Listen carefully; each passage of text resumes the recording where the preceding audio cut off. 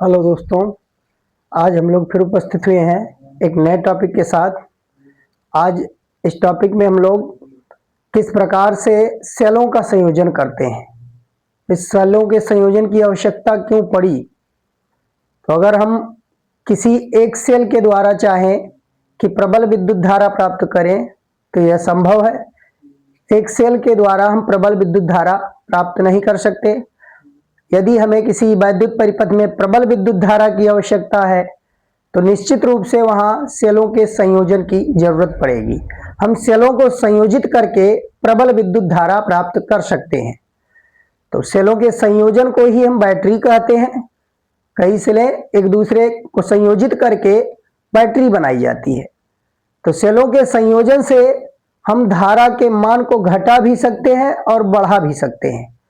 मान लीजिए एक सेल की धारा से छोटी धारा हमें प्राप्त करना है, तब भी हम कई सेलों को आपस में संयोजित करके उस सेल की धारा जो एक अकेला सेल देता है उससे भी हम धारा को घटा सकते हैं। यानी एक सिंगल सेल कई सेलों के संयोग से प्राप्त किया जा सकता है, या कई सेलों को संयोजित करके एक सिंगल सेल से n गुना ज्यादा धारा का मान हम प्राप्त कर सकते हैं। तो आइए देखते हैं जो भी रिजल्ट होगा अभी आगे हमें प्राप्त होगा। तो आज का टॉपिक है हमारा वैद्युत सेलों के संयोजन। और वैद्युत सेलों का संयोजन हम 3 प्रकार से कर सकते हैं, जिसमें सबसे पहले हम श्रेणी संयोजन देखेंगे। श्रेणी क्रम में कैसे हम सेलों का संयोजन करते हैं। तो पहला क्रम है श्रेणी क्रम में। श्रेणी क्रम में इन सीरीज, मतलब श्रेणी क्रम में कैसे हम जोड़ते हैं सेलों को।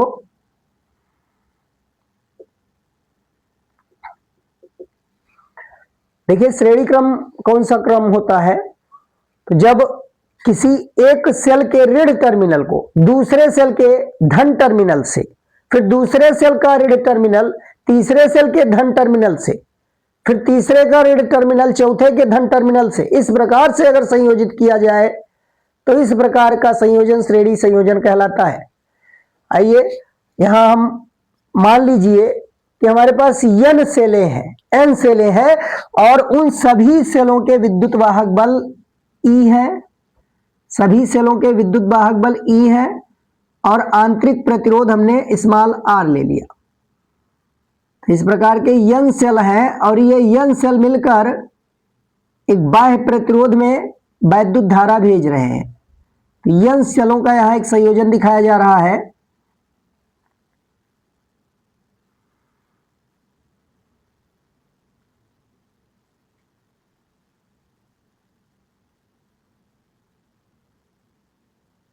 ये इस प्रकार से, और यहां ये बाह्य प्रतिरोध एक लगा हुआ है, उस बाह्य प्रतिरोध में ये धारा भेज रहे हैं।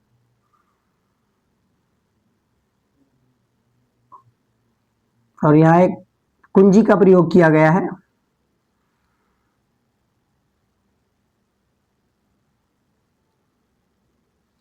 इन सभी सेलों के विद्युत वाहक बल E हमने ले लिया, विद्युत वाहक बल E है और आंतरिक प्रतिरोध हमने R मान लिया। सभी सेलों के विद्युत वाहक बल समान है, आंतरिक प्रतिरोध भी समान है, ये हमने ले लिया।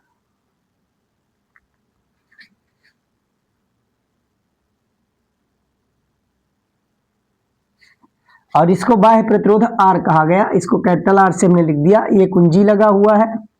अब यहां से देखिए जितने भी सेल हैं वो इस प्रकार से संयोजित हैं कि पहले सेल का ऋण वाला टर्मिनल, देखिए प्लस वाला, ये प्लस टर्मिनल होता है और ये माइनस टर्मिनल होता है। ये प्लस, ये माइनस, ये प्लस, ये माइनस, पिछले लेक्चर में बताया जा चुका है। तो इस प्रकार से अगर जुड़े हुए हैं कि पहले सेल का ऋण टर्मिनल दूसरे के धन से, दूसरे का ऋण तीसरे के धन से, तीसरे का ऋण चौथे के धन से, इस प्रकार से अगर सेलों का संयोजन किया गया है तो यह संयोजन श्रेणी संयोजन कहलाता है।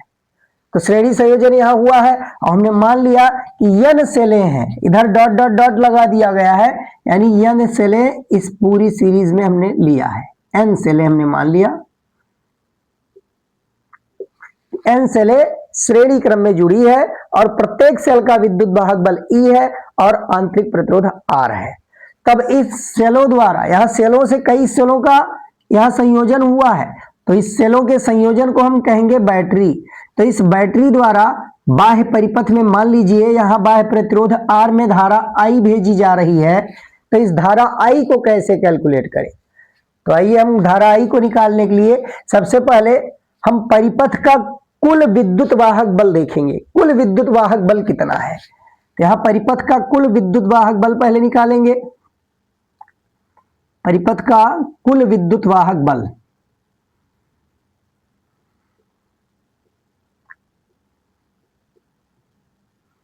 कुल विद्युत वाहक बल जब श्रेणी क्रम में सेलें जुड़ी होती हैं तो वहां विद्युत वाहक बलों का योग होकर प्राप्त होता है। इन सभी विद्युत वाहक बलों का योग हो जाएगा। तो कितने विद्युत वाहक बल कार्य कर रहे हैं, तो E plus E plus E plus E n times, total n पदों तक। तो अगर हम 2 पदों तक जोड़े तो 2E, 3 पदों तक जोड़े तो 3E, इस तरीके से n पदों तक जोड़ेंगे तो n इंटू E के बराबर होगा। परिपथ का कुल विद्युत वाहक बल NE कहा जाएगा। और कुल आंतरिक प्रतिरोध, तो कुल आंतरिक प्रतिरोध देखिए, तथा परिपथ का कुल आंतरिक प्रतिरोध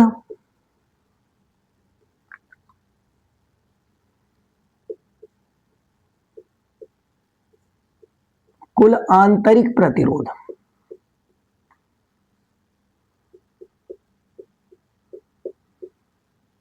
कुल आंतरिक प्रतिरोध को अगर R1 से लिखें तो R1 बराबर हो जाएगा small r plus small r। भाई श्रेणी क्रम में प्रतिरोधों का संयोजन करना बताया जा चुका है।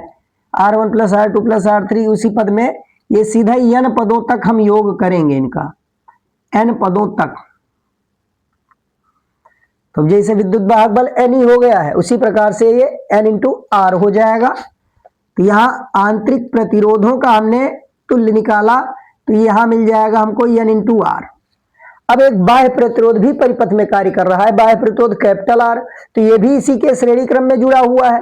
तो हम इन सब का तुल्य निकालेंगे।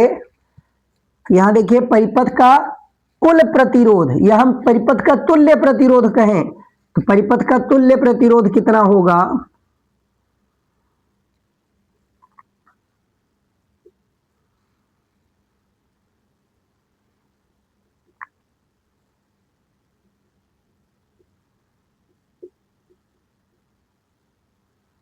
परिपथ का तुल्य प्रतिरोध, तो इसमें देखिए R equivalent R1 plus R के बराबर होगा। R1 प्लस R के बराबर होगा ये तुल्य प्रतिरोध, पूरे परिपथ में कार्य कर रहा है इतना प्रतिरोध। और R1 का मान NR निकाला गया है, तो इसको हम चाहे तो n into R plus capital R ये लिख सकते हैं। अब परिपथ में धारा देखना है, तो भाई परिपथ में विद्युत धारा कितनी बहेगी, या हम कहें कि बैटरी द्वारा बाह्य प्रतिरोध R में भेजी गई धारा I बराबर, अतः परिपथ में प्रवाहित धारा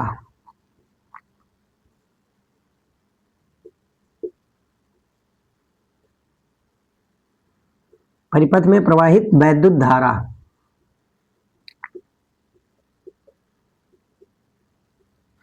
I इक्वल टू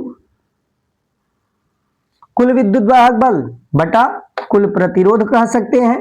तो कुल विद्युत वाहक बल देखिए कितना है, n इंटू ई, और परिपथ का तुल्य प्रतिरोध R इक्विवेलेंट कितना है, उससे डिवाइड कर देंगे। कुल विद्युत वाहक बल को तुल्य प्रतिरोध से डिवाइड करने पर धारा हमको प्राप्त हो जाएगी। तो यहां से देखिए धारा कितना मिल जाएगा, I equal to NE upon R equivalent का मान है NR प्लस कैपिटल R, ये दिया हुआ है। जब श्रेणी क्रम में हम सेलों को जोड़ते हैं तो श्रेणी क्रम में संयोग करने पर परिपथ में प्रवाहित होने वाली धारा I बराबर NE upon NR plus capital R। अब यहां से देखिए कुछ हम कंडीशन इसके ले सकते हैं, परिस्थितियां इसकी, किस परिस्थिति में धारा मैक्सिमम बहेगा, किस परिस्थिति में मिनिमम बहेगा, किस प्रकार से हमें जोड़ना चाहिए। तो यहां से सारी कंडीशन क्लियर हो रही है। अब यहां देखिए दो तरह के प्रतिरोध जुड़े हुए हैं, एक एनआर है और प्लस आर है। अब इसमें मान लीजिए एनआर की वैल्यू यह कैपिटल आर की तुलना में बहुत छोटी हो, यदि इस प्रकार से हो, यदि लिख दीजिए ऐसा हो, एक कंडीशन लिया गया है, यदि NR is less than two capital R, मतलब सेलों का जो आंतरिक प्रतिरोध है वो बहुत छोटा हो, सेलों का आंतरिक प्रतिरोध बहुत छोटा हो कि उन सभी सेलों का आंतरिक प्रतिरोध का भी योग किया जाए तब भी कैपिटल आर की तुलना में काफी छोटा हो। तो ऐसे स्थिति में हम इस एन आर को नगण्य मान सकते हैं। भाई अगर आंतरिक प्रतिरोध बहुत कम है सेलों का तो यहां एन इंटू आर की वैल्यू ये नगण्य हो जाएगी। तब एन आर को हम नगण्य मानेंगे, यानी एन आर टेंड्स टू 0 कर सकते हैं, ये 0 के अति निकट होगा, 0 के अति निकट होगा, बहुत छोटी वैल्यू है। तो ऐसे सिचुएशन में धारा क्या होगा, तो देखिए धारा यहां हमें प्राप्त होगा I इक्वल टू ऊपर एन ई बचा और नीचे कैपिटल आर, एन ई बटा कैपिटल आर, ये मिल गया। तो यहां से क्या दिखाई दे रहा है, यहां से क्या मालूम चल रहा है, ई तो प्रत्येक सेल का विद्युत वाहक बल है और कैपिटल आर ये बाह्य प्रतिरोध। भाई अकेला अगर सेल ये लगा होता, एक सेल अकेला इसमें लगा होता, एक ही सेल होता, तब भी उसके द्वारा तब कितना यहां धारा प्रवाहित किया जाता। भाई आंतरिक प्रतिरोध को हमने नगण्य माना, आंतरिक प्रतिरोध बहुत छोटा है, तो ऐसे सिचुएशन में विद्युत वाहक बल ई और प्रतिरोध आर कार्य करता। तो एक सेल द्वारा भेजी जाने वाली धारा है ई बटा आर, और यहां n सेलें लगी हुई है तो उसका यहां देखिए n गुना हो रहा है, यानी एक सेल द्वारा जितनी धारा भेजी जाती थी अब उसका n गुना धारा प्राप्त हो रहा है, यानी धारा के मान में वृद्धि हो रही है। जितना सेल जोड़ते गए उतना गुनी धारा का मान बढ़ता गया। तो यहां I का मान एक मैक्सिमम वैल्यू मिला, मतलब अगर हम सेलों का आंतरिक प्रतिरोध छोटा है तो श्रेणी क्रम में जोड़ेंगे तो वहां हमें लाभ प्राप्त होगा, धारा के मान में वृद्धि होगी। तो यहां से हमें यह मालूम चला कि धारा जो हमें प्राप्त हो रही है मैक्सिमम प्राप्त हो रही है। अतः बैटरी द्वारा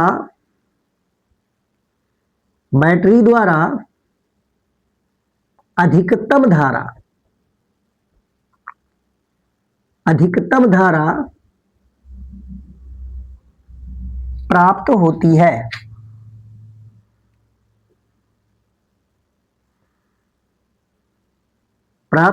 है। तो यहां से हमें क्या मालूम चल रहा है, इस प्रकार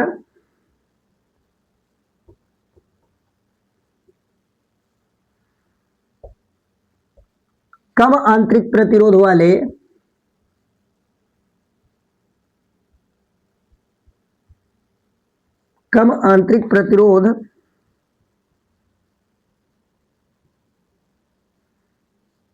वाले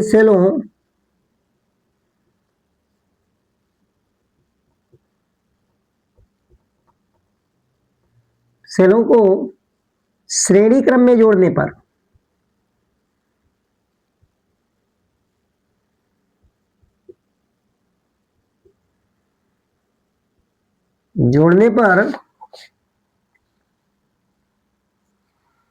प्रबल धारा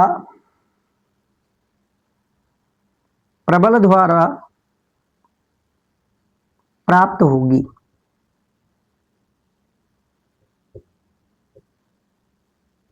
ये हमको मिल गया कि अगर आंतरिक प्रतिरोध सेलों का कम है तो हमें श्रेणी क्रम में जोड़ने से लाभ प्राप्त होगा, उपयोगी होगा श्रेणी क्रम में जोड़ना।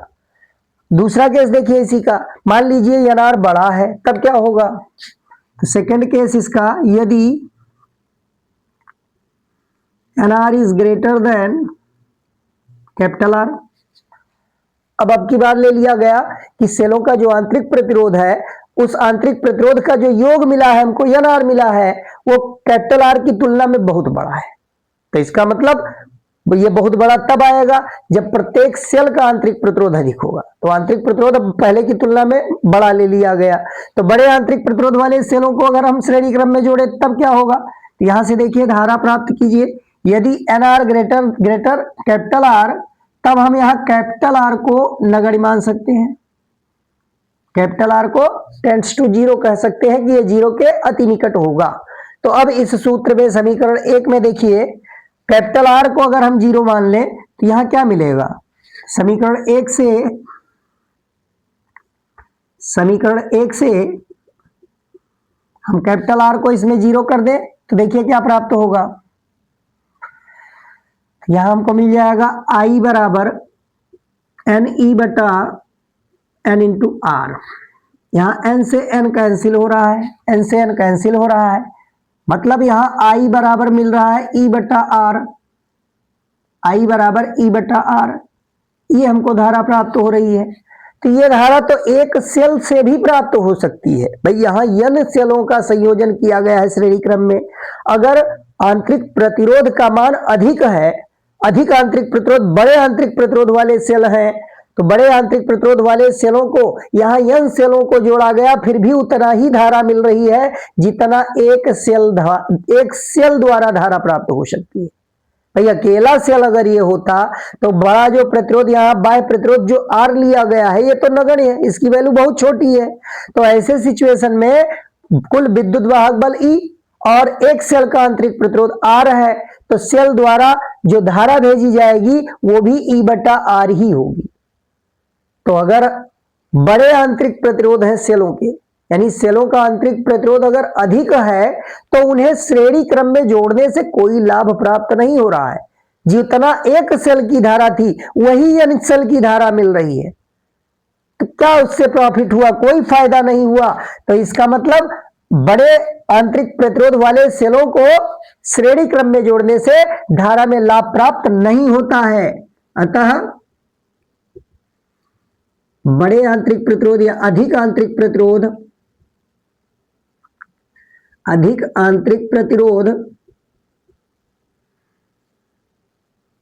के सेलों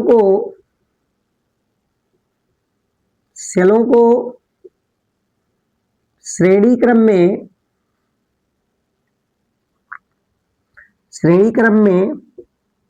जोड़ने से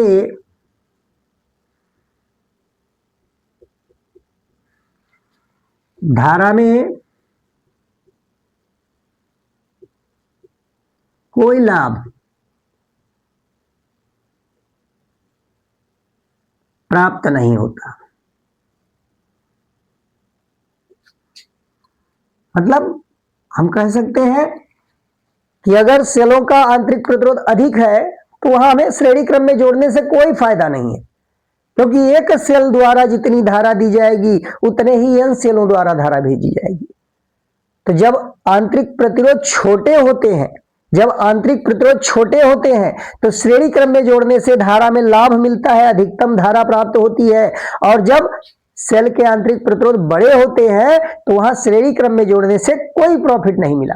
तब कैसे जोड़ेंगे, तो आइए देखते हैं। अब इनको समांतर क्रम में संयोजित करते हैं। समांतर क्रम में देखते हैं क्या होता है। यहां हमने श्रेणी क्रम में जोड़कर दोनों स्थितियां देख ली कि I बराबर, जब हमने NR को less than two capital R लिया तो वहां धारा मैक्सिमम मिली, और जब NR को ग्रेटर देन R लिया गया तो वहां धारा में कोई लाभ प्राप्त नहीं हुआ। तो अब दूसरा क्रम इसका देखिए, समांतर संयोजन क्या है।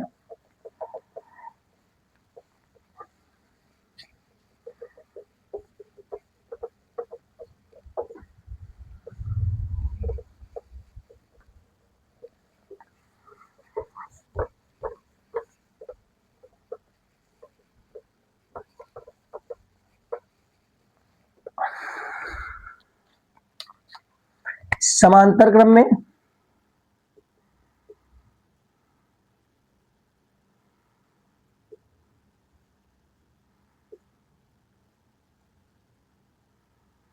समांतर क्रम को पार्श्व क्रम भी कहा जा सकता है। पार्श्व क्रम,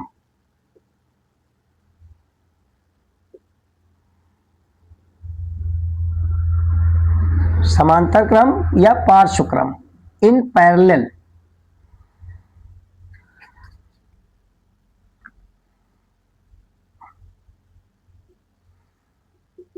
अब की बार समांतर क्रम में जोड़ना है। तो समांतर संयोजन क्या होता है? तो जब इस प्रकार से जोड़ दिया जाए,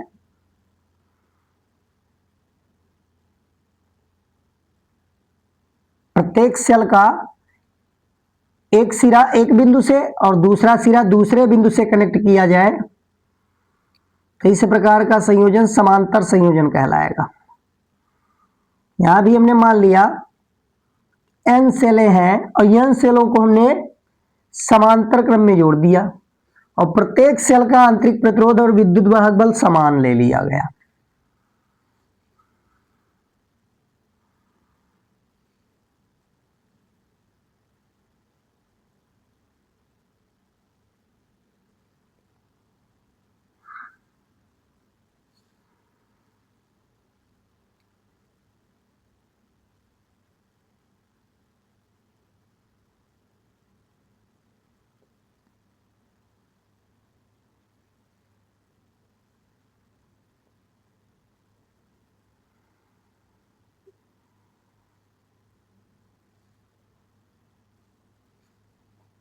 इसी प्रकार से बहुत सारे सेल लगे हुए हैं, हमने यहां डॉट डॉट करके दिखा दिया। ये n सेलें हमने ले लिया समांतर क्रम में इस प्रकार की जुड़ी हुई हैं, n सेलें हैं और इस प्रकार से जब जोड़ा गया हो कि प्रत्येक सेल का एक प्लेट यानी धन प्लेट एक बिंदु से, ऋण प्लेट दूसरे बिंदु से कनेक्ट हो, तब यहां इस प्रकार से अगर जुड़ा है तो इसको हम कहेंगे समांतर संयोजित है। सभी सेल समांतर क्रम में संयोजित है। अब इसको एक बाह्य प्रतिरोध कैपिटल R से जोड़ दिया गया है। ये सभी सेलें मिलकर यानी पूरी बैटरी एक बाह्य प्रतिरोध R में धारा भेज रही है। ये कुंजी लगा दिया गया, कुंजी ये कह सकते हैं, और ये बाह्य प्रतिरोध कैपिटल R है। अब यहां से देखिए इन सभी सेलों का हमने विद्युत वाहक बल समान ले लिया E और इसको R, ये E R।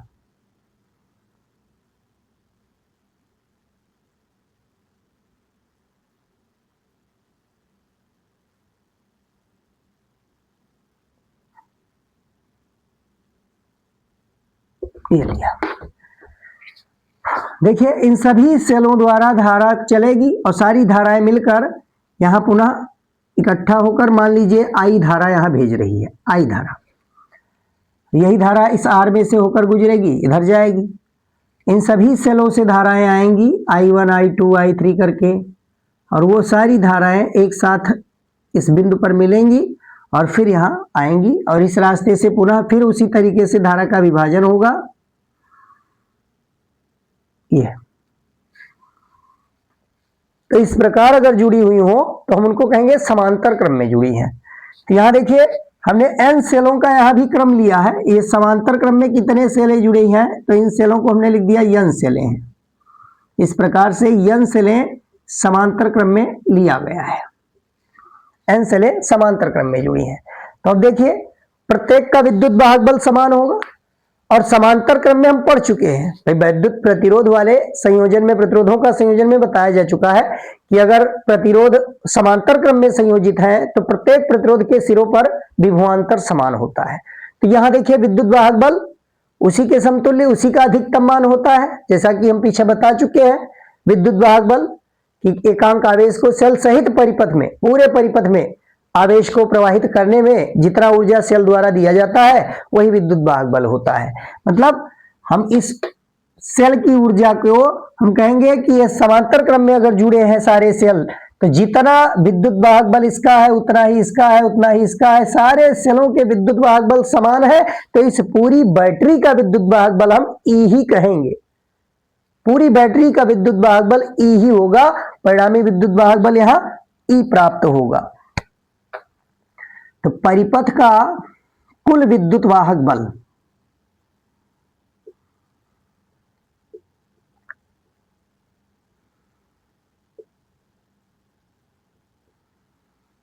परिपथ का कुल विद्युत वाहक बल, या हम कहें कि इस पूरे बैटरी का कुल विद्युत वाहक बल, तो बैटरी का कुल विद्युत वाहक बल ई होगा, क्योंकि सारी सेलें समांतर क्रम में जुड़ी हुई हैं और समांतर क्रम में विद्युत वाहक बल समान होगा और पूरे परिपथ का विद्युत वाहक बल ई कहा जाएगा। अब आइए इस आंतरिक प्रतिरोधों का अगर हम तुल्य निकालें तो कुल आंतरिक प्रतिरोध कितना कार्य करेगा तथा परिपथ का कुल आंतरिक प्रतिरोध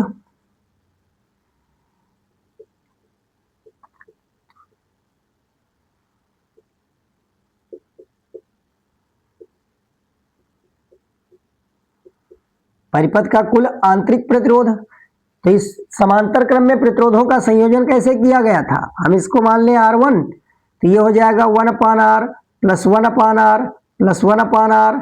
इस तरीके से n सेले हैं तो n पदों तक ऐसे जुड़ेगा, n पदों तक। देखिए 2 पदों पर 2/R, 3 पदों को जोड़ने पर 3/R, तो n पदों को जोड़ने पर यहाँ n/R मिल जाएगा, n/r मिल जाएगा। इसको पलट दे तो R1 की वैल्यू आ जाएगी R/n। तो ये कुल आंतरिक प्रतिरोध मिला है। अभी एक बाह्य प्रतिरोध अभी कैपिटल R है, तो अगर इन सब का हम तुल्य निकाल लें तो इन सब का तुल्य और ये R ये श्रेणी क्रम में हो जाएंगे, ये श्रेणी क्रम में हो जाएंगे। तो अब पूरे परिपथ का तुल्य प्रतिरोध अगर निकाला जाए तब कितना होगा, परिपथ का तुल्य प्रतिरोध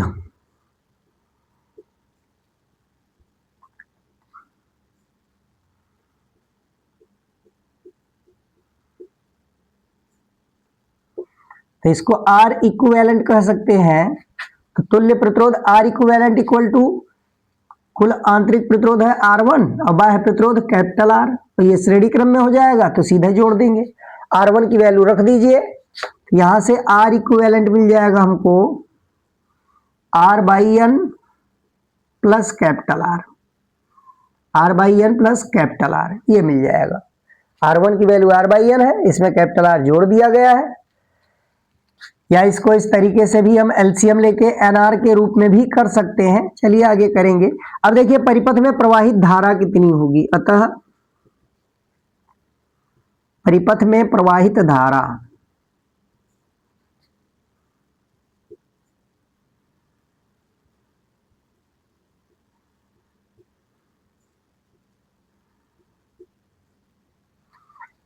हम जानते हैं कि विद्युत धारा जो होता है कुल विद्युत वाहक बल और कुल प्रतिरोध का अनुपात होता है। तो कुल विद्युत वाहक बल यहां पर E है और कुल प्रतिरोध R इक्विवेलेंट कहा गया, R इक्विवेलेंट। तो अब R इक्विवेलेंट की वैल्यू मालूम है, रख दीजिए, निकाल लीजिए, देखिए कितना आएगा। यहां से E अपॉन R इक्विवेलेंट हो जाएगा R/n प्लस कैपिटल R, ये मिल जाएगा। एलसीएम लेके इसको सॉल्व किया जाए, अगर एलसीएम लेके सॉल्व किया जाए तो देखिए ये R प्लस NR हो जाएगा और यहाँ नीचे जो n आएगा वो पलट के अंश में गुणा होगा, तो ये आएगा NE बटा R plus NR, R plus N into R, ये हो जाएगा। ऐसे भी कर सकते हैं, चाहे इसी क्रम में भी लिखा रहने दे तो कोई दिक्कत नहीं होगी, हम ऐसे भी लिख सकते हैं। तो ये हो जाएगा धारा, इसको हम समीकरण नंबर 2, यानी समांतर क्रम में जब सेलों को संयोजित करते हैं तब परिपथ में प्रवाहित होने वाली धारा I बराबर NE बटा R प्लस NR, ये हमको प्राप्त हो गया।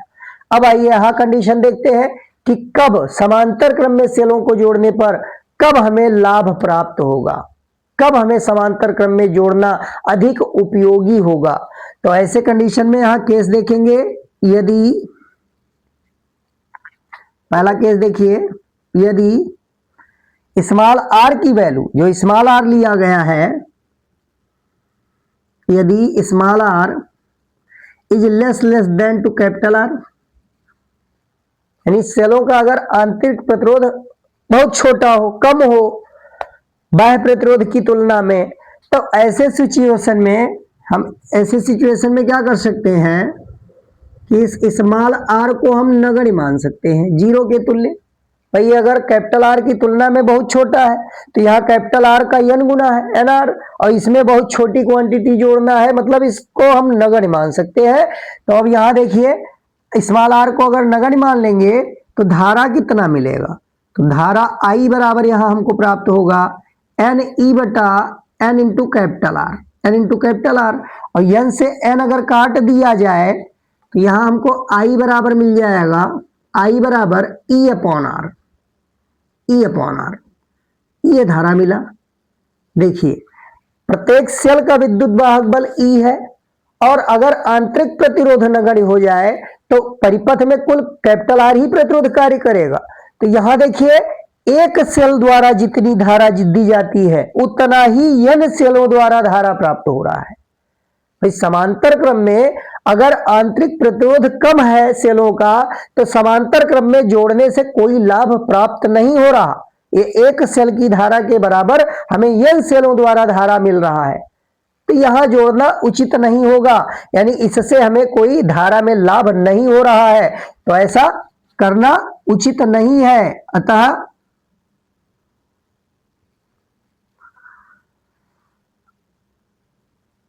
क्या कह सकते हैं कि समांतर क्रम में धारा में कोई लाभ प्राप्त नहीं हुआ, अतः धारा में कोई लाभ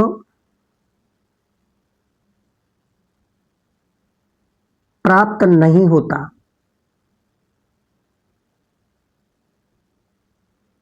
धारा में कोई लाभ नहीं मिल रहा है, जितना एक सेल की धारा है उतना ही एन सेल की धारा है, तो क्या फायदा हमें एन सेलों को जोड़ने का। भाई हम एक ही सेल से उतना धारा प्राप्त कर सकते हैं। तो इस प्रकार से अगर सेलों का आंतरिक प्रतिरोध कम है तो हमें समांतर क्रम में नहीं जोड़ना चाहिए, समांतर क्रम में जोड़ने से कोई फायदा होने वाला नहीं है। तब कैसे जोड़ना चाहिए, तो अब देखिए अब इसमें दूसरा कंडीशन यह बताया जा चुका है कि सेलों का आंतरिक प्रतिरोध कम होता है तो श्रेणी क्रम में जोड़ने से अधिक प्रबल धारा प्राप्त होती है। एक सेल की धारा की n गुना धारा मिलती है जब श्रेणी क्रम में जोड़ते हैं। अब अगर सेलों का आंतरिक प्रतिरोध अधिक है, यानी जो स्मॉल आर की वैल्यू है, यदि स्मॉल आर की वैल्यू ये ग्रेटर देन मिल जाए हमको, ग्रेटर आर हो, इस बाह्य प्रतिरोध की तुलना में स्मॉल आर की वैल्यू अगर बड़ी हो, बाह्य प्रतिरोध से अगर बड़ा हो आंतरिक प्रतिरोध सेल का, तब क्या होगा, तब ऐसे सिचुएशन में हम कैपिटल आर को, इस कैपिटल आर को नगण्य मान लेंगे। तो कैपिटल आर को हम मान लेंगे नगण्य, इसको लगभग जीरो के निकट मान लेंगे। तो ऐसे सिचुएशन में देखिए क्या मिलेगा, अब इसको जीरो मान लेंगे तो ये पद जीरो हो जाएगा। तो एन ई बाई आर चाहे यहां से निकालिए और चाहे यहां से निकाल सकते हैं। देखिए इसमें आर जीरो करेंगे तो ये एन पलट के ऊपर चला जाएगा, एन ई बाई आर यहां भी मिल जाएगा। तो इन दोनों में से कोई भी सूत्र इस्तेमाल किया जा सकता है। तो देखिए क्या किया जाए, तो इसको रख दीजिए कंडीशन में, तो यहां क्या मिलेगा, this implies I equal to R को जब जीरो रखेंगे तो ये एन पलट के ऊपर जाएगा, तो ये एन ई अपॉन आर हो जाएगा, एन ई अपॉन आर ये मिलेगा। तो अब यहां देखिए अगर बाह्य प्रतिरोध शून्य है, बाह्य प्रतिरोध लगभग शून्य है, बहुत कम है, यानी आंतरिक प्रतिरोध बड़ा है सेलों का, तो बड़े आंतरिक प्रतिरोध वाले सेल अगर जोड़े गए हैं समांतर क्रम में तो यहां देखिए धारा में हमें लाभ प्राप्त हो रहा है। भाई एक सेल द्वारा भेजी गई धारा ई बटा आर होगी और ई बटा आर का यहां n गुना मिल रहा है। चूंकि n सेलें जोड़ी गई है समांतर क्रम में तो एक सेल द्वारा जितना धारा प्रवाहित होता है उसका n गुना धारा मिल रहा है, यानी धारा की प्रबलता जितना सेल समांतर क्रम में हमने जोड़ा है उतना गुनी धारा प्रबल हो गई है। तो यहां धारा में लाभ प्राप्त हो रहा है, तो यहां धारा में हमें लाभ प्राप्त हो रहा है। अतः परिपथ में प्रबल धारा प्रवाहित होगी।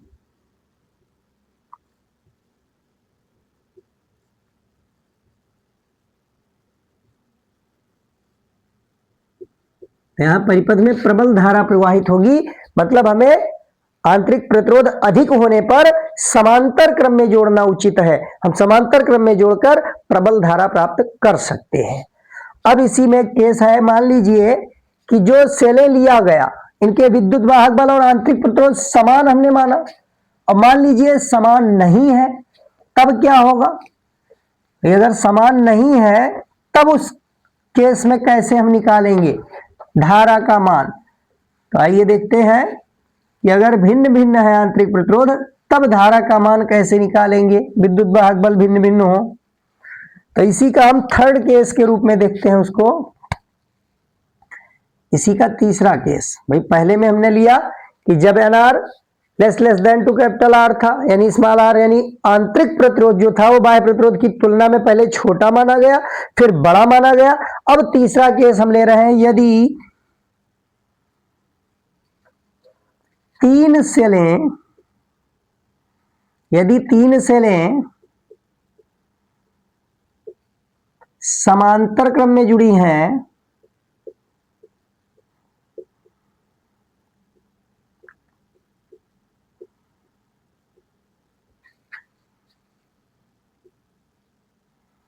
इनके विद्युत वाहक बल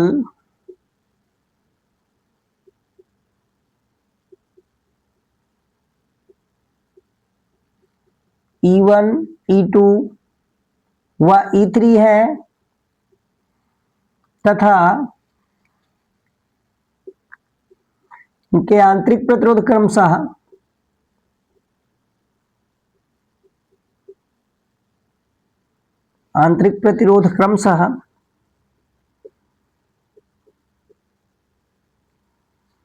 R1, R2 व R3 है।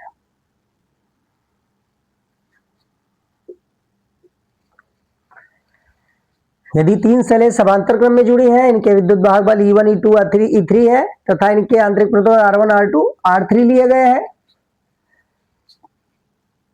ये सेलें या इस बैटरी द्वारा धारा बाह्य परिपथ में प्रवाहित किया जा रहा है, या सीधे कह दीजिए ये सेलें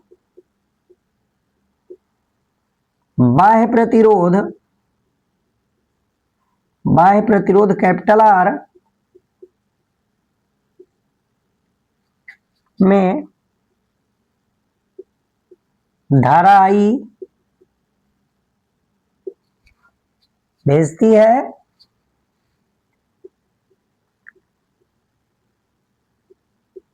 तब देखिए सिचुएशन क्या है, एक सेल है, ये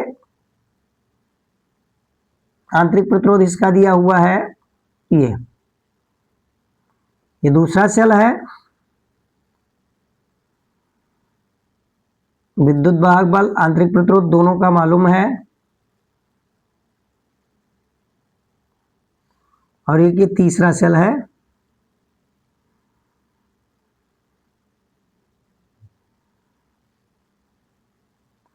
और ये तीनों सेलें एक बाह्य प्रतिरोध कैपिटल R में धारा भेज रही हैं। यहां एक की लगा हुआ है, चाबी।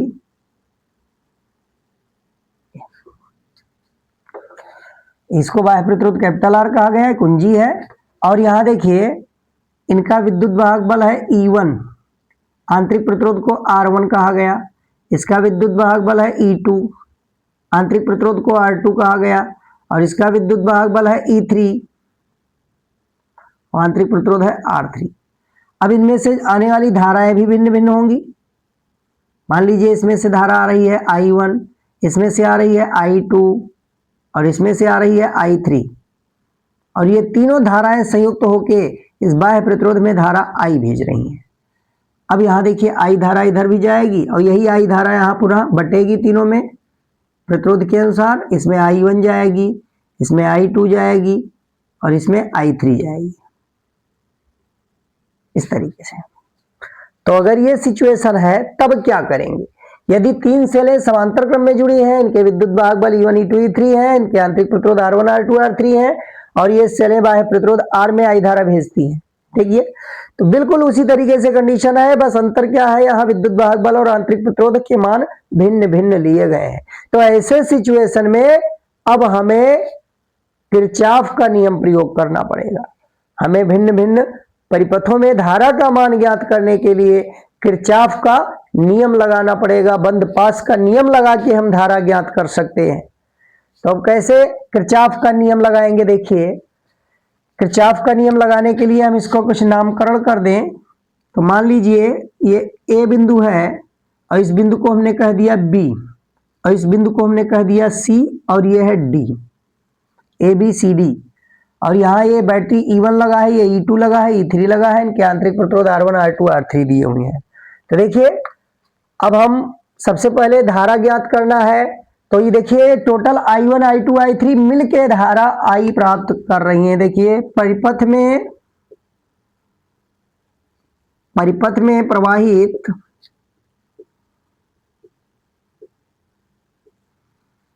कुल धारा,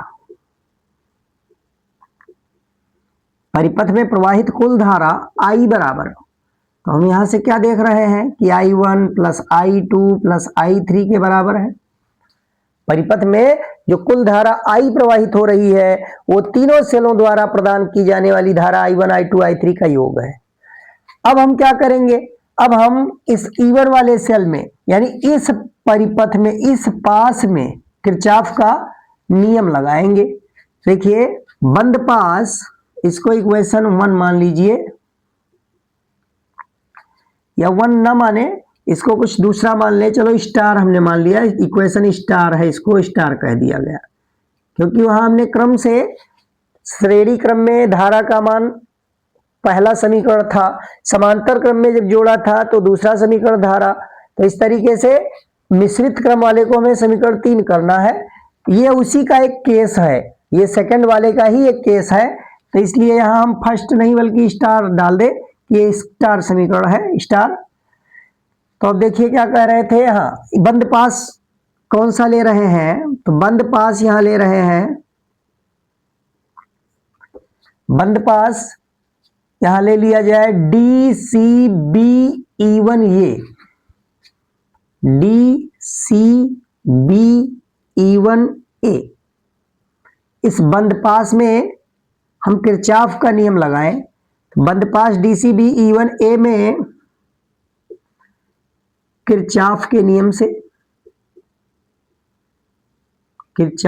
नियम से अब ये भी किरचॉफ का नियम नहीं पढ़ा गया है, अगले लेक्चर में अगले दिन किरचॉफ का नियम भी बताया जाएगा, लेकिन यहाँ भिन्न भिन्न होने की स्थिति में भाई इसी का केस है कि विद्युत वाहक बल आंतरिक प्रतिरोध अगर भिन्न भिन्न हो तब हम कैसे सेलों को संयोजित करेंगे, तो इसलिए यहाँ एक केस इसका ये भी बताया जा रहा है, जरूरत पड़ गई इसलिए किरचॉफ के नियम का यहाँ उपयोग किया जा रहा है। तो अब इस बंद पास में हम किरचॉफ का नियम कैसे लगाएंगे, तो किरचॉफ का द्वितीय नियम यही कहता है कि विभिन्न खंडों में बहने वाली धारा और संगत प्रतिरोधों के गुणनफलों का बीजगणितीय योग उस खंड में कार्यरत विद्युत वाहक बल के बीजगणितीय योग के बराबर होगा। तो जितने भी सेल होंगे विद्युत वाहक बल, तो इस पथ को देखिए DCB ये इस पथ पे अगर चला जाए तो यहां प्रतिरोध एक R मिल रहा है और एक R1 मिल रहा है, और इस पथ पर केवल एक सेल मिल रहा है E1।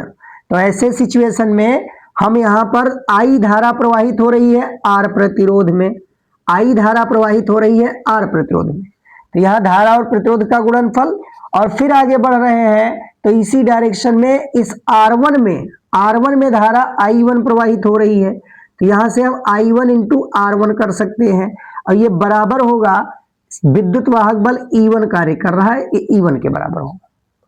तो इस बंद पास में जब हमने यह फार्मूला लगाया तो यहां से देखिए I1 का मान हमको निकालना है, I1 का मान निकाल लीजिए, तो इस IR को उधर ले चलिए, तो यहां से हम अगर I1 निकालना चाहें तो I1 इक्वल टू आ जाएगा E1 माइनस IR और बटा में आ जाएगा R1, IR1 बराबर E1 माइनस IR, और फिर R1 से भाग कर देंगे तो I1 मिल जाएगा। अब इसी प्रकार से हम इस बंद पास में अगर देखें DCB ये तो इसमें भी धारा ये प्रतिरोध R में धारा I बहेगी, प्रतिरोध R2 में धारा I2 बहेगी, और इसमें विद्युत वाहक बल E2 कार्य करेगा। सेम उसी कंडीशन में जैसे इसमें किया गया है उसी तरीके से हम दूसरा और तीसरा बंद पास में भी लगा के I2 I3 का मान भी निकाल सकते हैं। इसी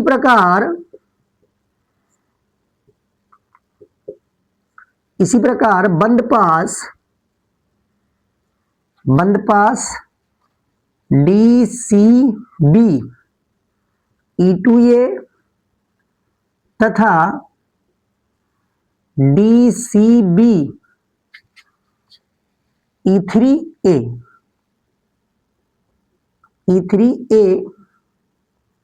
में किरचॉफ का नियम लगाइए। किरचॉफ के नियम से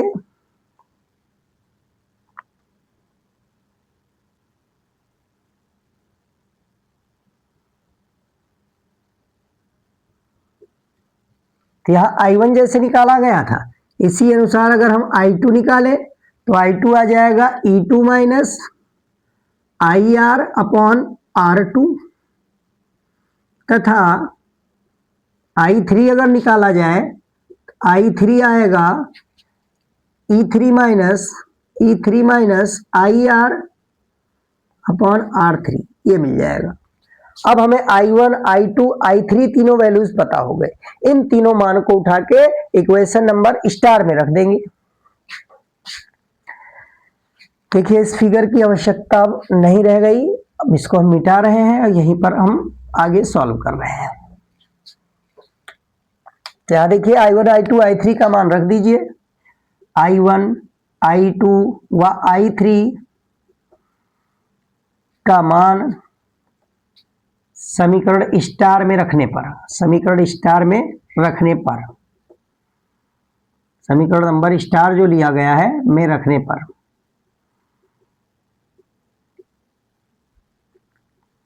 रख दीजिए। तो यहां देखिए I इक्वल टू दिया हुआ है, I इक्वल टू I1 की वैल्यू है E1 minus IR upon R1 plus दूसरा E2 minus IR upon R2 plus E3 minus IR upon R3 हो जाएगा। अब इनको अलग अलग कर लीजिए। R1 इसके नीचे भी भाग है, R1 IR के नीचे भी भाग है, तो अगर अलग अलग करें तो देखिए यहां से इस वाले में पहला पद मिल जाएगा E1 बटा R1, इसमें पहला पद मिल जाएगा E2 बटा R2 और इसमें पहला पद मिल जाएगा E3 बटा R3। अब दूसरा पद में देखिए दूसरा पद सबका ऋणात्मक है, तो हम माइनस कॉमन ले ले और IR भी सब में कॉमन मिलेगा। IR भी, क्योंकि माइनस में IR बटा R1, माइनस में IR बटा R2, माइनस में IR बटा R3 ये मिल रहा है। तो IR को अब हम कॉमन ले रहे हैं इन सभी पदों में, तो यहां मिल जाएगा 1 बटा R1 प्लस 1 बटा R2 प्लस 1 बटा R3, इस रूप में मिल जाएगा, ये मिल जाएगा। अब इस पूरे पद को हम बाएं पक्ष में ला रहे हैं, हमें धारा I निकालनी है, तो इस पूरे पद को बाएं पक्ष में लाना पड़ेगा और जैसे ही बाएं पक्ष में लाएंगे दोनों में I कॉमन मिलने लगेगा, तो हम बाएं पक्ष में इसको लाएंगे और I ले लेंगे कॉमन। तो यहां देखिए केवल I ही है, तो इसकी जगह पर 1 आ जाएगा और ये पूरा पद इधर आएगा तो प्लस में आ जाएगा। I कॉमन निकल गया तो यहाँ R बचेगा और यहाँ 1 बटा R1 प्लस 1 बटा R2 प्लस 1 बटा R3, कुछ इस तरीके से वैल्यूज प्राप्त होंगे। और इधर देखिए अपॉन ये बराबर E1 बटा R1 प्लस E2 बटा R2 प्लस E3 बटा R3, ये मिल गया। अब इसको अगर हम पूरे पद को डिवाइड कर दें तो यहां से I मिल जाएगा। I देखिए क्या मिल गया, I इक्वल ऊपर आ जाएगा E1 upon R1 plus E2 upon R2 plus E3 upon R3। तो ये कुल विद्युत वाहक बल है, ये ध्यान रखिएगा, कुल विद्युत वाहक बल ऊपर मिल रहा है। अगर इस तरीके से भिन्न भिन्न अगर विद्युत वाहक बल वाले सेलों को जोड़ा जाए समांतर क्रम में तो उनका तुल्य जो होता है इसी रूप में प्राप्त होगा। अगर n सेल होते E1, E2, E3, E4, En तक और उनके आंतरिक प्रतिरोध R1, R2, R3, Rn तक होते तो इसी क्रम में कुल विद्युत वाहक बल मिलता हमको। कुल विद्युत वाहक बल और आंतरिक प्रतिरोध का अनुपात अगर निकालते तो यही आता, E1 बटा R1 प्लस E2 बटा R2 प्लस E3 बटा R3। इस तरीके से उनका E और R का अनुपात ये मिलता टोटल। अब यहां देखिए इस पूरे पद को नीचे लाएंगे तभी तो I मिलेगा, तो यहां से आई हमें निकालना है, तो ये 1 plus capital R into 1/r1 plus 1/r2 plus 1/r3, इस तरीके से तीनों हमको मिल जाएंगे। ये हो जाएगा, ये धारा आई के लिए हमको सूत्र प्राप्त हो गया कि अगर तीन सेल हैं और तीनों के विद्युत वाहक बल भिन्न भिन्न है, आंतरिक प्रतिरोध भिन्न भिन्न है, उनको समांतर क्रम में जोड़ा गया, तो इस सूत्र से हम धारा आई प्राप्त कर सकते हैं। अब आइए तीसरा वाला एक है, ये तो इसके 3 केस थे। अब हमारा एक मिश्रित क्रम है, उस मिश्रित क्रम को देखें क्या होता है मिश्रित क्रम।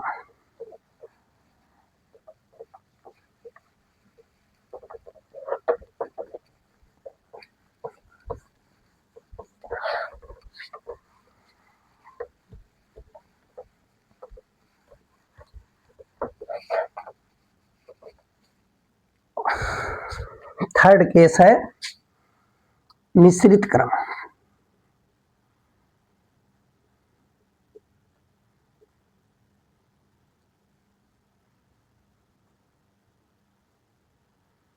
मिश्रित क्रम में, मिश्रित क्रम मतलब मिक्स्ड है, मिक्स्ड फॉर्म, सारे जितने भी हैं उनको मिश्रित क्रम ले लिया गया है,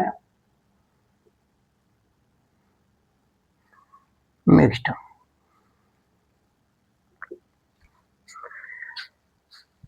तो अब हमने मान लिया कि हमारे पास इस प्रकार से सेलें हैं, जिन प्रत्येक सेल को वही ले लिया जाए कि प्रत्येक सेल का विद्युत वाहक बल ही आंतरिक प्रतिरोध आर है, और बहुत सारे सेल हमारे पास हैं जिसमें से हमने कुछ सेलों को श्रेणी क्रम में जोड़ दिया, ये हो गए।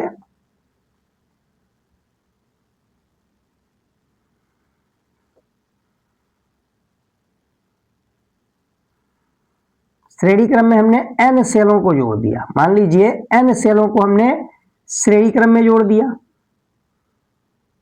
इस प्रकार से n सेलें जुड़ी हुई हैं, n सेलें हैं, ये श्रेणी क्रम में जुड़ी हुई हैं, n सेलें।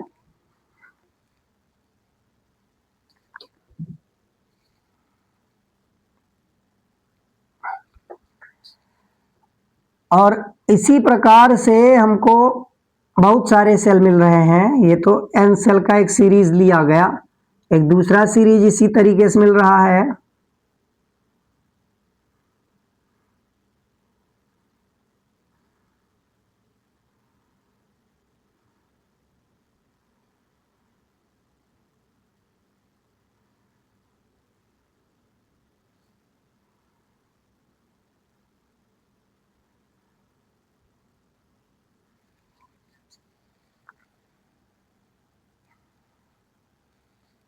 एक यहाँ तीसरा भी मिल रहा है हमको, मान लीजिए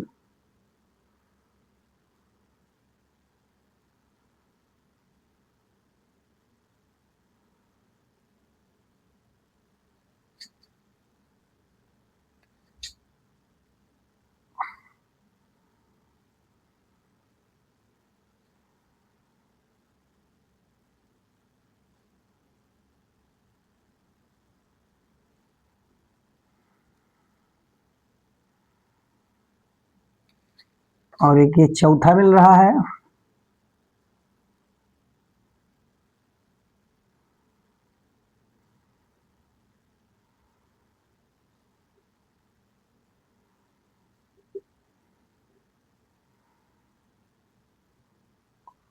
और इसके बाद में भी है, लेकिन अब बीच में हमने डॉट डॉट कर दिया।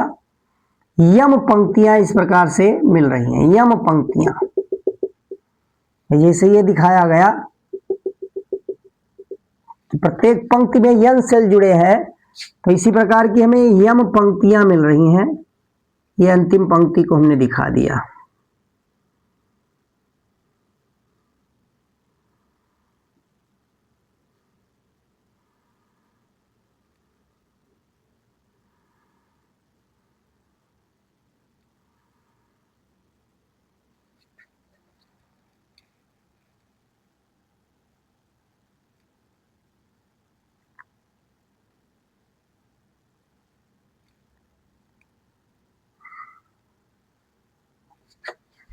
ये एक बैटरी बन के तैयार हो गई, इसको हम कहेंगे मिश्रित क्रम की ये बैटरी है।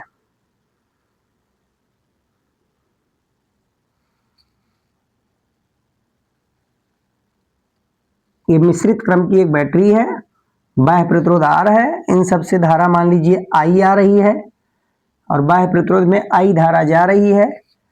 इन सब में हमने क्या माना है, इस प्रकार जो पंक्तियां दिखाया गया, यम पंक्तियां लिया गया है, यम पंक्तियां, एम पंक्तियां,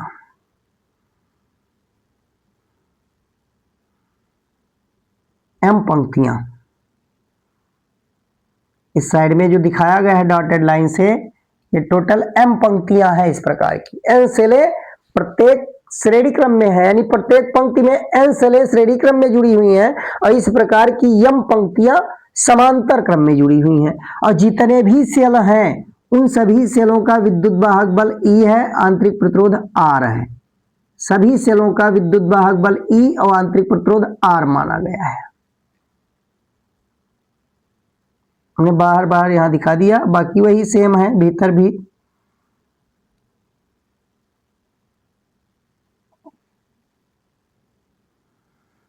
जितने भी सेलें हैं उन सभी सेलों के बाह्य प्रतिरोध विद्युत वाहक बल E है और आंतरिक प्रतिरोध R माने गए हैं। तो आइए देखते हैं कैसे हम यहां धारा निकालेंगे। तो धारा का मान कैसे निकालेंगे, देखिए इसमें कुल विद्युत वाहक बल कितना होगा। तो यहां प्रत्येक पंक्ति में n सेल जुड़ी हुई है, तो देखिए E plus E plus E plus E जोड़ेंगे n पदों तक, तो यानी हो जाएगा प्रत्येक पंक्ति का विद्युत वाहक बल, प्रत्येक पंक्ति का विद्युत वाहक बल। अब इसके बाद में प्रत्येक पंक्तियां समांतर क्रम में है, तो समांतर क्रम में विद्युत वाहक बल समान होता है, एनी इसका है, एनी इसका है, एनी इसका है, प्रत्येक का एनी है, तो पूरे बैटरी का अगर विद्युत वाहक बल कहें तो एनी ही मिलेगा। देखिए परिपथ का कुल विद्युत वाहक बल, परिपथ का कुल विद्युत वाहक बल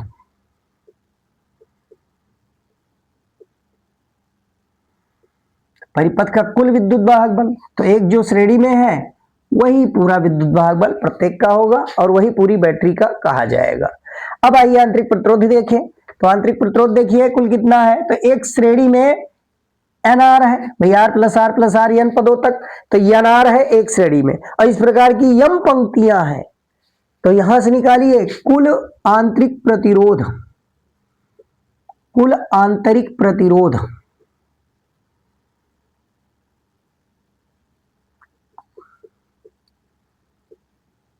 इसको अगर R1 से लिखें तो इसको क्या लिख सकते हैं, 1/R1 equal to 1/NR plus 1/NR plus 1/NR, इस तरीके से टोटल कितने पदों तक जाएगा, तो ये होगा प्लस प्लस प्लस यम पदों तक।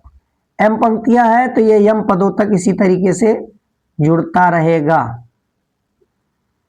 तो अब इसको सॉल्व करिए, ये 1/R1 इक्वल टू आ जाएगा M/NR, M/NR, या इसको पलट दिया जाए तो R1 इक्वल टू आ जाएगा NR/M। सॉरी यहां स्मॉल r था, यहां पर स्मॉल r है, तो ये हो जाएगा, ये NR/M हो जाएगा,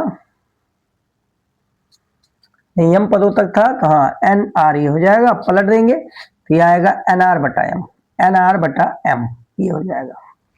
तो ये कुल आंतरिक प्रतिरोध मिल गया। अब कुल आंतरिक प्रतिरोध इसका पूरे बैटरी का मिल गया और बाह्य प्रतिरोध R है, तो इस कुल आंतरिक प्रतिरोध में बाह्य प्रतिरोध को श्रेणी क्रम में जोड़ना पड़ेगा, तब परिपथ का हमें कुल प्रतिरोध प्राप्त होगा। परिपथ में कुल प्रतिरोध कितना कार्य कर रहा है, परिपथ का कुल प्रतिरोध या तुल्य प्रतिरोध कह सकते हैं, तुल्य प्रतिरोध कह सकते हैं। देखिए पीछे तुल्य लिख चुके हैं तो तुल्य कहेंगे, परिपथ का तुल्य प्रतिरोध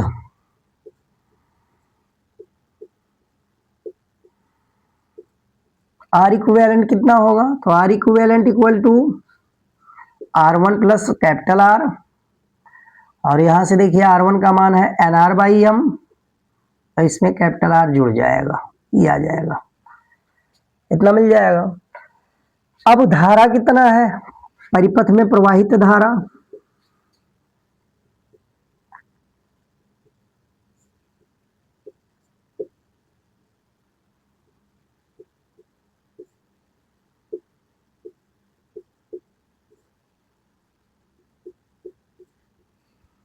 आई इक्वल टू कुल विद्युत वाहक बल, तो ये NE है, और कुल प्रतिरोध तो NE अपॉन R इक्विवेलेंट। मान रख दीजिए कितना आ जाएगा, तो ये हो जाएगा NE अपॉन NR बटा M प्लस कैपिटल R, ये हो जाएगा। या इसको और सॉल्व किया जाए, M LCM ले लिया जाए, तो यहाँ से I इक्वल टू मिल जाएगा, M LCM लेंगे तो M पलट के ऊपर जाएगा, ये हो जाएगा MNE upon NR plus MR, NR plus MR, ये आ जाएगा। इसको हम इक्वेशन नंबर 3 कह सकते हैं, जैसा कि पीछे लिखते चले आए हैं तीनों केसों के लिए। श्रेणी क्रम में धारा को I1, समांतर में I2 और मिश्रित क्रम में जो धारा प्रवाहित हो रही है MNE upon NR plus MR, या यह रूप याद रखिए, इस रूप से भी अभी आगे जरूरत इसकी पड़ेगी। तो अब आइए देखिए क्या कंडीशन इसमें लागू हो सकता है, धारा मैक्सिमम कब मिलेगी, क्या उसके लिए कंडीशन होगा।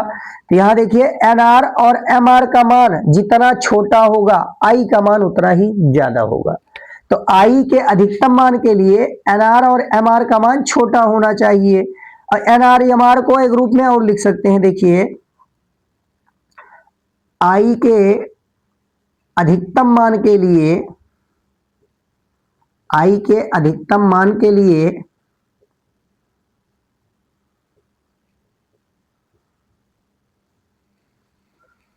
NR plus MR, NR plus MR छोटा होना चाहिए,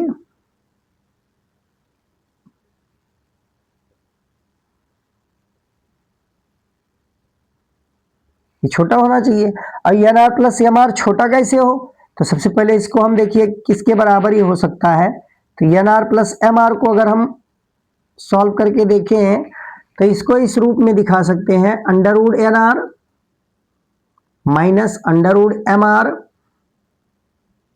का whole square plus under root, देखिए प्लस में कितना आएगा, इसको खोलेंगे जब तो ये NR और प्लस MR और -2 MNRR, -2 MNRR, तो यहाँ प्लस में 2 कर देंगे, प्लस में 2 कर देंगे, +2 MNRR, ये लिखा जा सकता है। अब इसको अगर ओपन किया जाए तो यही पद इसमें ऋणात्मक मिलेगा, कट जाएगा, यही पद माइनस में 2 MNRR मिलेगा, एक पद माइनस में 2 MNRR मिलेगा, तो वह पद इस पद से कट जाएगा और फिर यहाँ NR प्लस MR यही पद आ जाएगा। तो इसको इस रूप में दिखाया जा सकता है। अब यहां से देखिए इस NR प्लस MR का मान न्यूनतम कब होगा, जब इस स्क्वायर वाली वैल्यू ये न्यूनतम हो, जब ये न्यूनतम हो। और किसी राशि का अगर वर्ग लगा हुआ है तो उसका न्यूनतम मान ऋणात्मक नहीं हो सकता। भाई वर्ग वाला अगर यहाँ ऋणात्मक मान रखेंगे तो स्क्वायर करेंगे तो धनात्मक हो जाएगा। तो यहाँ under root NR minus root MR की जो स्क्वायर लगा है, इसलिए इसका न्यूनतम मान 0 के बराबर हो सकता है। तो जब ये न्यूनतम लेंगे तो ये न्यूनतम आएगा, जब ये न्यूनतम है तो धारा मैक्सिमम आएगी। तो अब हम यहां से लिख सकते हैं NR plus MR, NR plus MR, NR plus MR के न्यूनतम मान के लिए, के न्यूनतम मान के लिए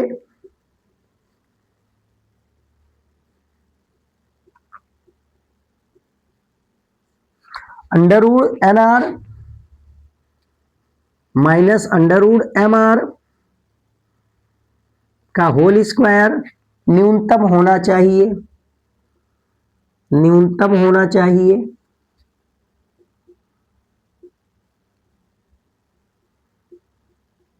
देखिए सब एक दूसरे से जुड़ा है।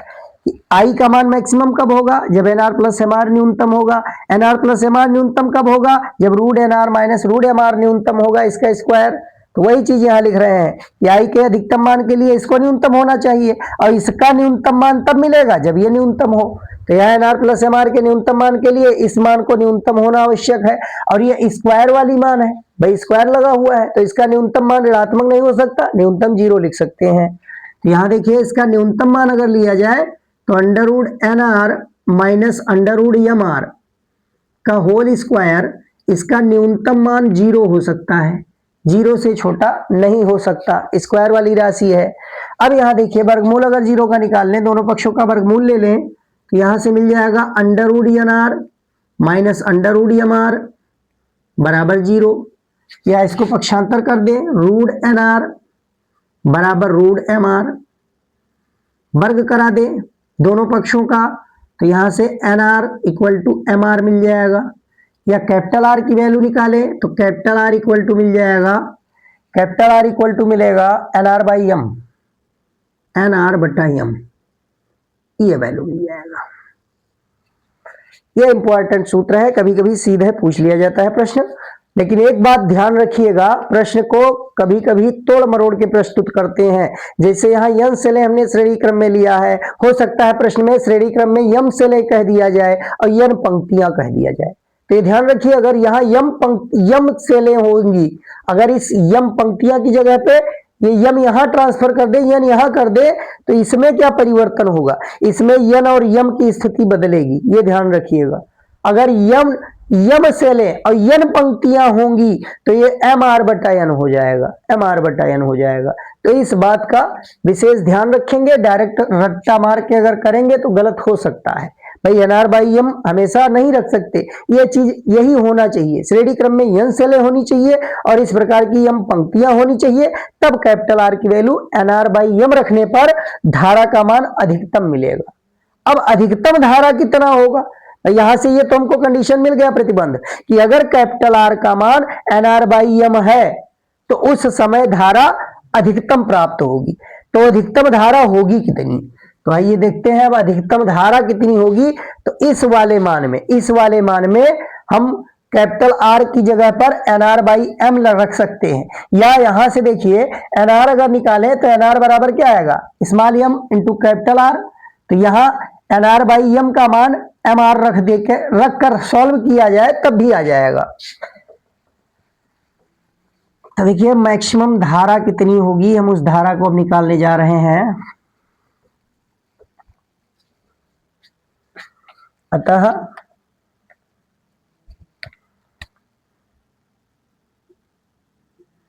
समीकरण नंबर 3 से हम अधिकतम धारा प्राप्त कर सकते हैं।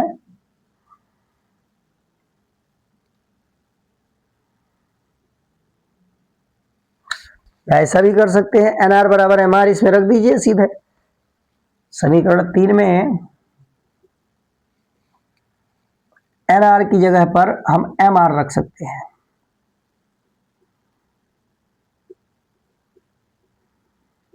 यहां रख दीजिए, तो ये आई मैक्सिमम हमको मिलेगा, आई मैक्सिमम,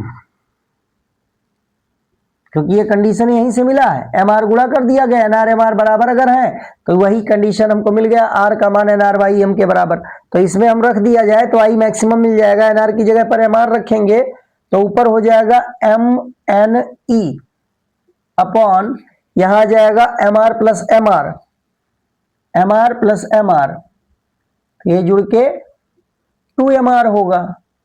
यहां देखिए M N E upon 2mr, M से एम कैंसिल कर सकते हैं, तो आई मैक्सिमम का यहां से फार्मूला मिल जाएगा,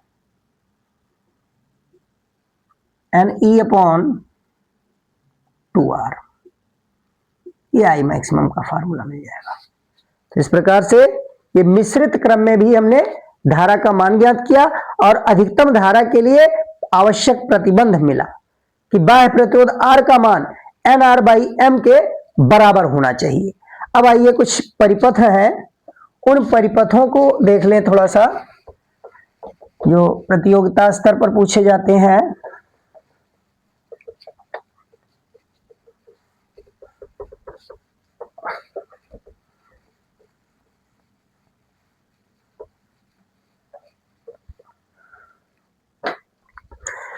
तो उन परिपथों में हम देखेंगे, मान लीजिए कोई कंडीशन दे दिया जाए, जब दो सेल श्रेणी क्रम में जुड़े हों और इस प्रकार से जुड़े हों कि उनके विद्युत वाहक बल अलग अलग हों,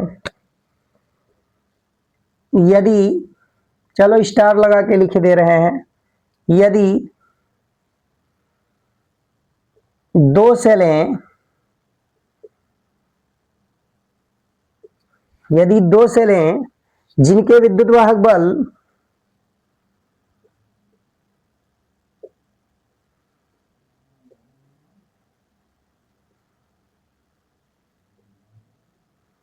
E1 व E2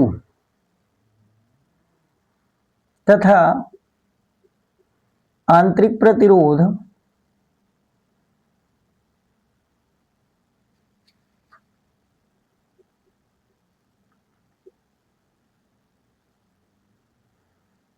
क्रमशः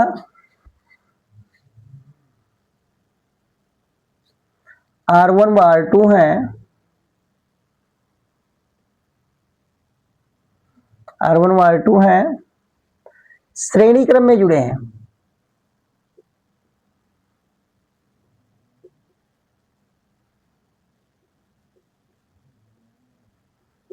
श्रेणी क्रम में जुड़े हैं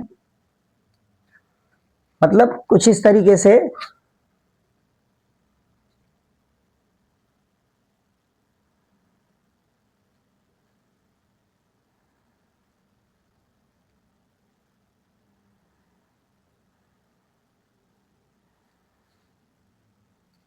ये हो गया E1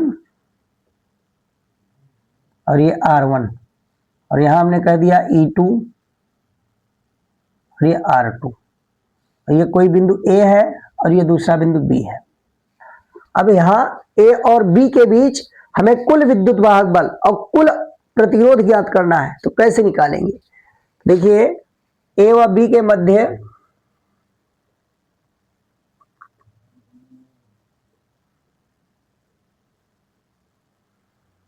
कुल विद्युत वाहक बल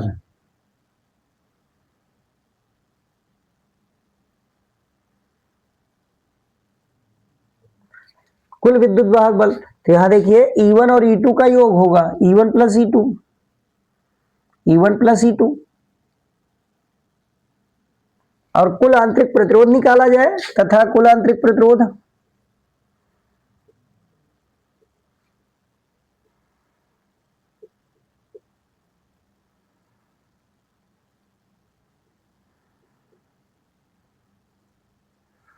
कुल आंतरिक प्रतिरोध को अगर हम R से लिखें तो ये दोनों श्रेणी क्रम में जुड़े हैं, तो R बराबर यहां R1 प्लस R2 हो जाएगा। अब इसमें प्रवाहित होने वाली धारा अगर निकालना हो तो यहाँ कोई बाह्य परिपथ चूंकि नहीं जुड़ा है, हम इसको अगर किसी बाह्य परिपथ से जोड़ेंगे तो उसका कुछ बाह्य प्रतिरोध भी होगा और बाह्य प्रतिरोध होगा तो इसी के साथ उसको जोड़ के फिर हम धारा निकाल सकते हैं। या धारा इसमें ओपन परिपथ है, खुला हुआ है, धारा कहाँ प्रवाहित होगी? जब तक परिपथ बंद नहीं होगा तब तक धारा का प्रवाह हम नहीं दिखा सकते। तो ऐसे सिचुएशन में ये ध्यान रखिएगा कुल विद्युत वाहक बल, अगर यहाँ इनकी ध्रुवता समान है, ध्रुवता समान है मतलब इसका धन ध्रुव इसके ऋण से जुड़ा हुआ है, तो ध्रुवता समान कही जाएगी। तो ऐसे कंडीशन में विद्युत वाहक बल का सीधा योग होगा, आंतरिक प्रतिरोध का सीधा योग होगा। मान लीजिए विपरीत ध्रुवता के हों, तब इसी में अगर इनकी ध्रुवता बदल दी जाए, तो यदि सेल विपरीत ध्रुवता के साथ जुड़े हैं, यदि दोनों सेल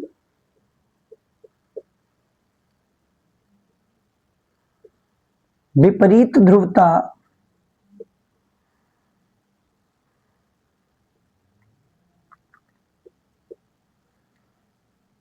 के साथ जुड़े हैं,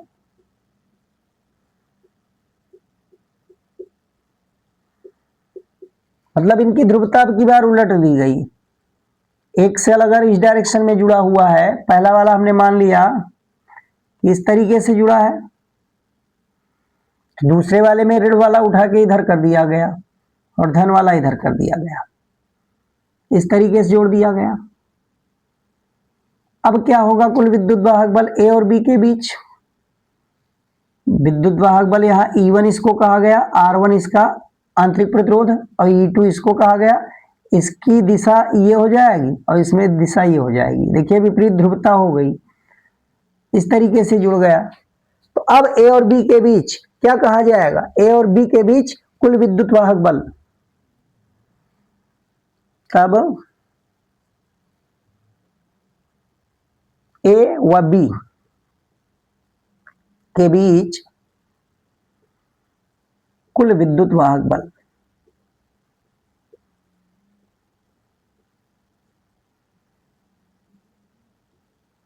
ए व बी के बीच कुल विद्युत वाहक बल अब कितना होगा। तो निश्चित रूप से यहाँ कुल विद्युत वाहक बल देखिए, इसमें जो विद्युत वाहक बल बड़ा होगा वही प्रभावी होगा। जैसे E1 अगर बड़ा है तो E1 माइनस E2 करेंगे, E2 बड़ा है तो E2 माइनस E1, मतलब यहाँ जो परिणामी आएगा वो इन दोनों के डिफरेंस के बराबर होगा। E1 डिफरेंस E2 ये मिलेगा, E1 डिफरेंस E2, ये कुल विद्युत वाहक बल हम यहां से निकालेंगे विपरीत ध्रुवता में जब सेल जुड़े होते हैं। और इसका अगर कुल आंतरिक प्रतिरोध निकाला जाए तो वही आएगा कुल आंतरिक प्रतिरोध, चूंकि श्रेणी क्रम में यहां अभी भी प्रतिरोध जुड़े हुए हैं, तो कुल आंतरिक प्रतिरोध अगर कहा जाए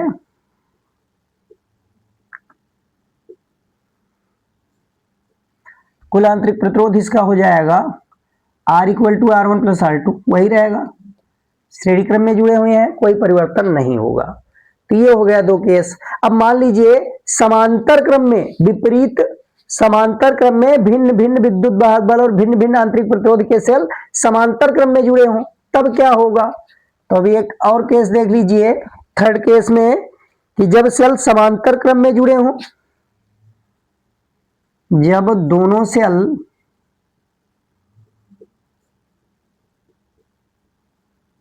समांतर क्रम में जुड़े हों,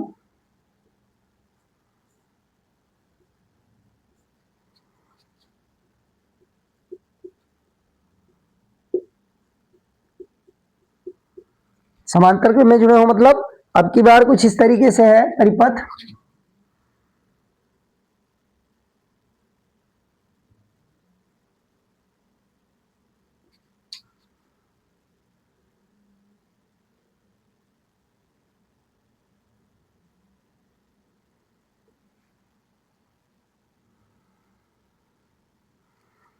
ये क्रम कहा जाएगा समांतर क्रम।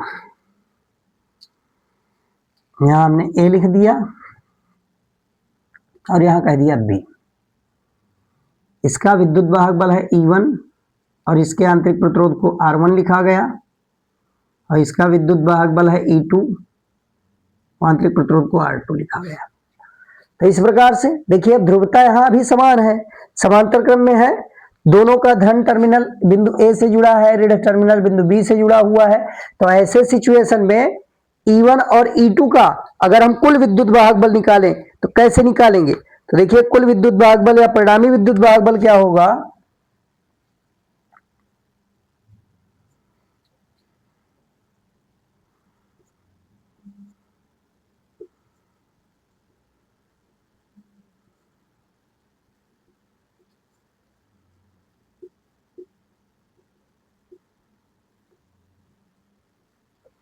कुल विद्युत वाहक बल। तो इसमें देखिए E1 R2 plus E2 R1 upon R1 plus R2, sorry R1 into R2, यहां होगा R1 इंटू R2, ये आ जाएगा। ये कुल विद्युत वाहक बल जो होगा E1 R2 plus E2 R1 बटा R1 इंटू R2, ये हम प्राप्त करेंगे फार्मूला।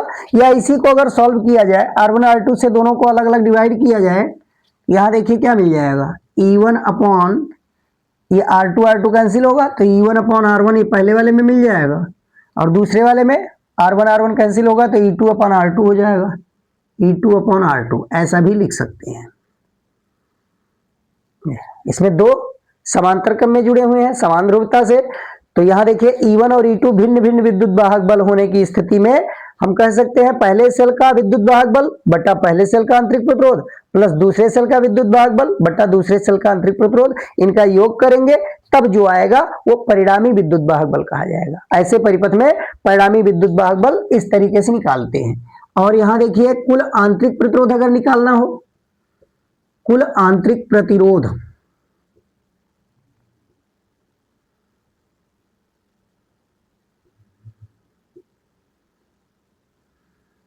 कुल आंतरिक प्रतिरोध को हम यहां कैसे निकालेंगे, तो R इक्वल टू, तो समांतर क्रम में प्रतिरोधों का जैसे संयोजन किया गया था कि 1/R बराबर 1/R1 प्लस 1/R2, या R इक्विवेलेंट करके निकाला गया था R1 इंटू R2 बटा R1 plus R2, R1 into R2 बटा R1 प्लस R2। तो इस फार्मूले से हम कुल आंतरिक प्रतिरोध निकाल सकते हैं। अब इसी में एक केस और है, मान लीजिए कि ये दोनों केसेस जो दोनों सेल लिए गए हैं ये विपरीत ध्रुवता में हो, तो जैसे यहां लिया गया था कि पहले समान ध्रुवता में श्रेणी क्रम में थे, फिर विपरीत ध्रुवता में श्रेणी क्रम में, अब दोनों समान ध्रुवता में समांतर क्रम में है, अब इनका विपरीत ध्रुवता में हम समांतर क्रम ले लें, तब कैसे निकालेंगे? तो देखिए थोड़ा सा अंतर आएगा, हम इसी में चेंज किए दे रहे हैं, इसी में चेंज किए दे रहे हैं। जब दोनों सेल की ध्रुवता विपरीत हो, जब सेल विपरीत ध्रुवता के साथ जुड़े हो, जब सेल विपरीत ध्रुवता के साथ जुड़े हो, तो इसी को हम मिटा रहे हैं और इसी में हम संशोधित कर रहे हैं। चलिए पूरा मिटा दें, संशोधित क्या करना।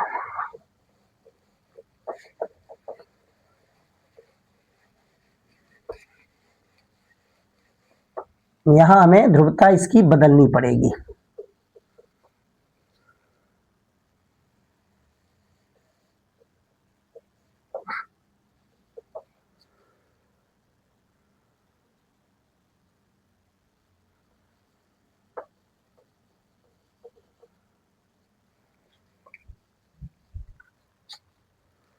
तो अगला केस है इसका,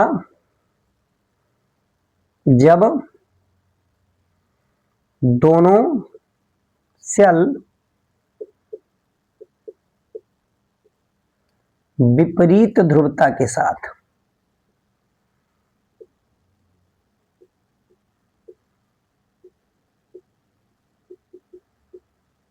समांतर क्रम में जुड़े हों,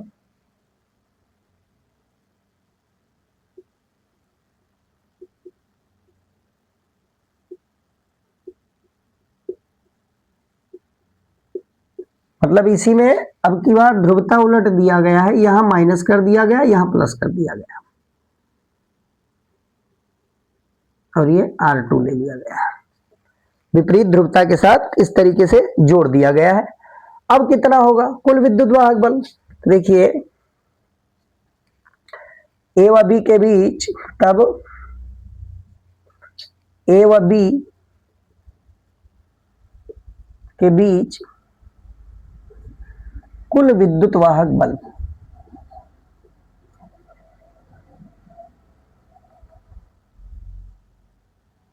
कुल विद्युत वाहक बल, इस कुल विद्युत वाहक बल को हम लिख सकते हैं E1 R2, E1 R2 difference E2 R1, difference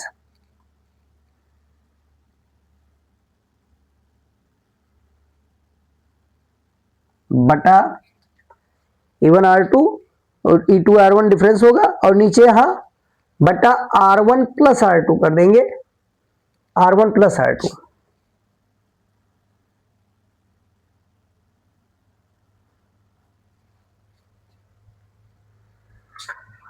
और कुल आंतरिक प्रतिरोध देखिए वो तो वही रहेगा, कुल आंतरिक प्रतिरोध में परिवर्तन नहीं होगा क्योंकि वो समांतर क्रम में ही जुड़ा हुआ है, तो कुल आंतरिक प्रतिरोध वही रहेगा, तथा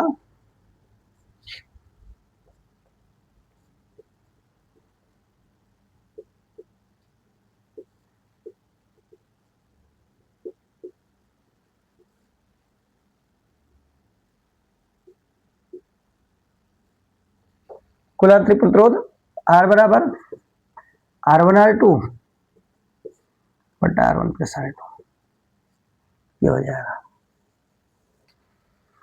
इस तरीके से हम विभिन्न परिपथ में बताए गए, यहां शायद इंटू कर दीजिए, प्लस नहीं सही दिख रहा है क्योंकि पिछले वाले में यहाँ इंटू था।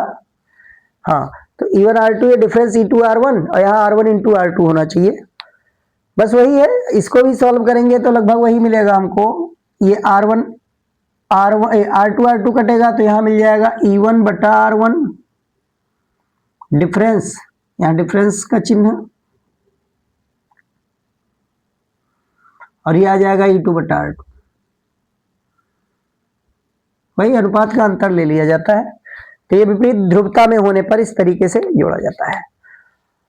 और कभी कभी ऐसा हो जाता है कि इसमें दो सेल लगे होते हैं और दोनों सेलों का कुल विद्युत वाहक बल नीचे एक अकेला सेल लगा होता है उसके विद्युत वाहक बल के बराबर होता है।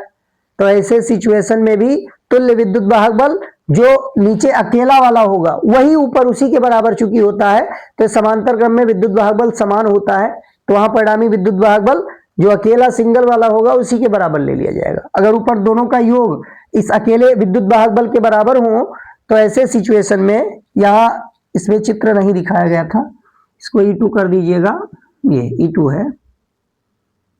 हाँ, तो ऐसे सिचुएशन में कि अगर मान लीजिए किसी एक साइड में E1 E2 दो सेल लगे हों, तीसरे साइड में E3 अकेला हो और E1 E2 का योग E3 के बराबर हो, तब इनका परिणामी विद्युत वाहक बल जो अकेला होगा उसी के बराबर कहा जाएगा। और बाकी चीजें जैसे थी, चलिए दिखा दें, एक ही केस बच रहा है वो भी दिखा दिया जाए।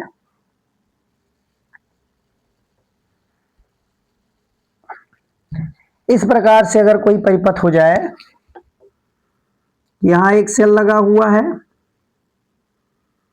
एक सेल यहां लगा हुआ है, इसका हमने विद्युत वाहक बल कहा E1 और आंतरिक प्रतिरोध R1, इसका विद्युत वाहक बल है E2, आंतरिक प्रतिरोध R2, और यहां एक अकेला लगा हुआ है सेल, इसका विद्युत वाहक बल है E3 और आंतरिक प्रतिरोध R3। और ये कंडीशन कह दिया गया इसमें, देखिए यदि E1 plus E2, E1 plus E2 ये E3 के बराबर हो, E1 प्लस E2 ये E3 के बराबर हो, तब यहां हम विद्युत वाहक बल कैसे निकालेंगे और परिणामी यहां तुल्य आंतरिक प्रतिरोध कैसे निकालेंगे। देखिए A व B के बीच, तब A व B के बीच कुल विद्युत वाहक बल या परिणामी विद्युत वाहक बल कह सकते हैं, परिणामी विद्युत वाहक बल ये E3 के बराबर सीधे कह देंगे। E3 भाई परिणामी या कुल E अगर कह रहे हैं तो E बराबर E3, क्योंकि इन दोनों का योग E3 के बराबर है, तो ये दोनों एक दूसरे के बराबर हैं, तो हम E3 ही परिणामी मान लेंगे। और कुल अगर आंतरिक प्रतिरोध निकालना हो इस केस में, तो देखिए कुल आंतरिक प्रतिरोध कितना आएगा, तथा कुल आंतरिक प्रतिरोध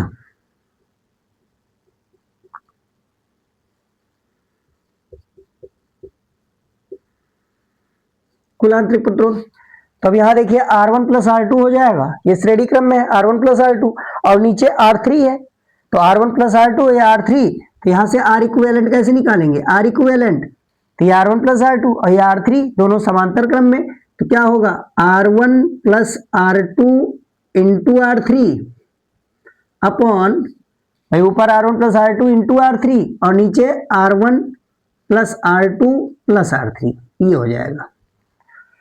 तो इस प्रकार आज बहुत ही अच्छे अच्छे प्रश्नों को देखा गया।